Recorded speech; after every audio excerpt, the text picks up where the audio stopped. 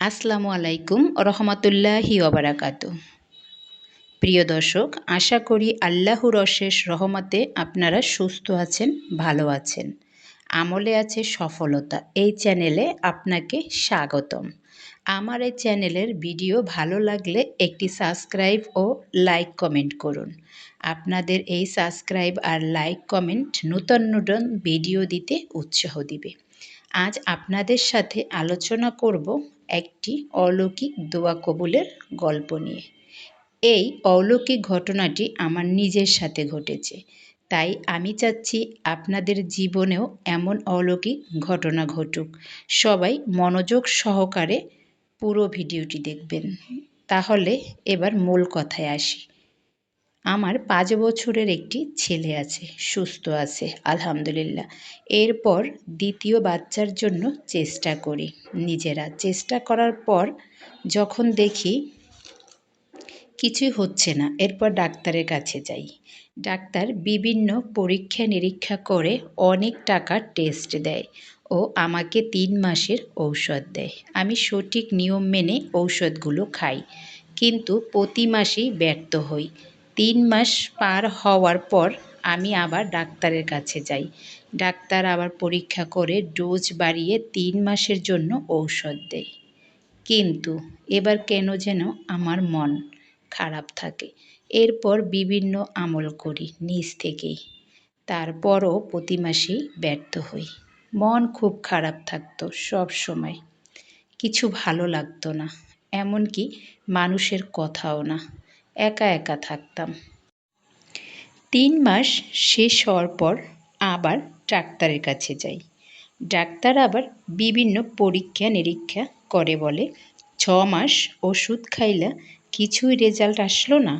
এবার যে চিকিৎসা দেব এটা আমার কাছে শেষ চিকিৎসা, এতে কাজ না হলে ঢাকায় ডাক্তার দেখাতে হবে। ডাক্তার আবার 6 মাসের ঔষধ ইঞ্জেকশন দিল। আল্লাহর নাম নিয়ে চিকিৎসা শুরু করলাম আর কিছু কিছু আমল করতেছিলাম। এবারের চিকিৎসা অনেক ব্যয়বহুল।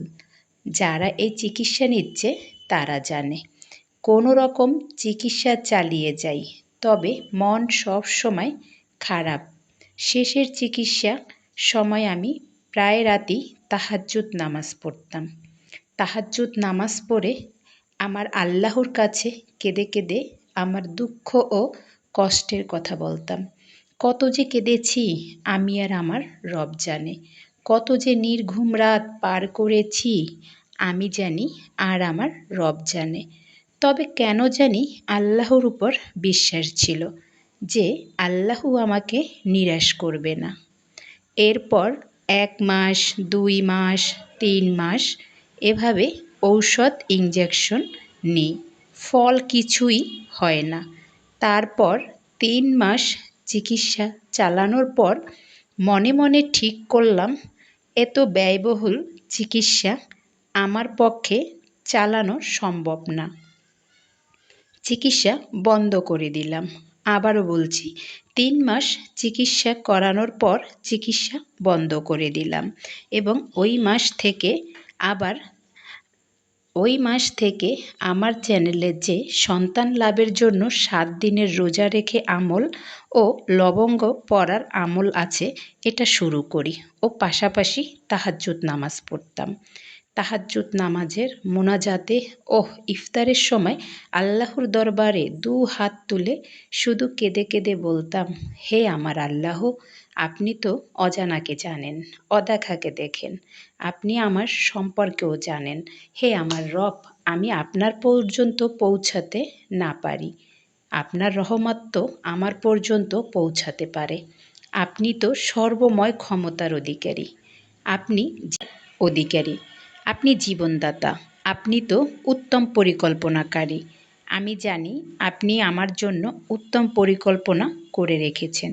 তবুও আমি যে মানুষ, আমার ধৈর্য ও সহ্য ক্ষমতা কম। আল্লাহ, আমার পক্ষে ঢাকা গিয়ে এই ব্যয়বহুল চিকিৎসা করানো সম্ভব না। আপনি তো সব দেখেন, আপনি কোনো না কোনো উছিলায় আমার এই সমস্যার সমাধান করে দিতে পারবেন। দেন না আমার রব আমার এই সমস্যার সমাধান করে। আমি মনে প্রাণে বিশ্বাস করি সন্তান দিলে আপনিই দিতে পারেন। ডাক্তার বা ঔষধ সন্তান দিতে পারে না। তাই যদি হতো ৯ মাস চিকিৎসায় আমার সন্তান হতো। আমি বিশ্বাস করি সন্তান দিলে শুধু আপনিই দিতে পারেন। বিশ্বাস করেন কোনো দিন কল্পনাও করি নাই আমার এই সমস্যা অলৌকিকভাবে সমাধান হয়ে যাবে। কোনো দিন আশাও করিনি এত বড় নিয়ামত আল্লাহু আমাকে দান করবে। যে মাসে লবঙ্গ পড়া ও সন্তান লাভের জন্য ৭ দিন রোজা রাখার আমলটি করেছি, সেই মাসেই আল্লাহ তাআলা আমাকে সুসংবাদ দিচ্ছে।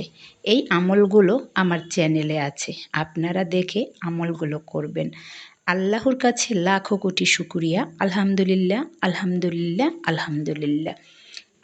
আমার এই গল্প বলা একটি কথাও মিথ্যা না বা নিয়েও বলা না। আল্লাহ সাক্ষী, তিনি সব দেখেন। আমি যেহেতু উপকার পেয়েছি, আপনারাও এই আমলগুলো করে দেখতে পারেন। আসলে আল্লাহ তাআলা কখন কার দোয়া কবুল করে নেই কেউই বুঝতে পারে না। হতেও তো পারে এই আমলের উছিলায় আপনার দোয়া কবুল হয়ে গেল।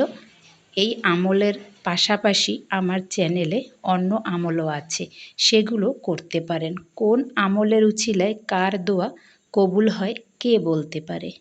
তাই বেশি বেশি করে আমলগুলো করুন আর ৫ ওয়াক্ত নামাজ আদায় করুন। আমার এই ঘটনাটি ভালো লাগলে আমার চ্যানেলটা সাবস্ক্রাইব করে পাশে থাকুন। আসসালামু আলাইকুম।